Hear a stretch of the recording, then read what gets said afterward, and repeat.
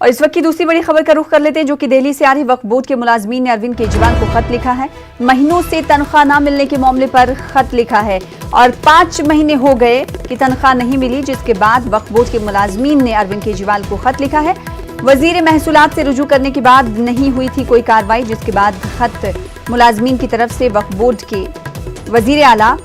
दिल्ली को लिखा गया है। खत में मुलाजमीन ने हवाला दिया है 9 महीने से वक्फ बोर्ड का कोई चेयरमैन ना होने का भी खत में तज़किरा किया गया है। तो एक जानिब वक्फ बोर्ड के मुलाजमीन को 5 महीनों से तनख्वाह नहीं मिली है, तो दूसरी जानिब अगर डॉक्टरों की बात करें, सरकारी डॉक्टर जो कि दिल्ली में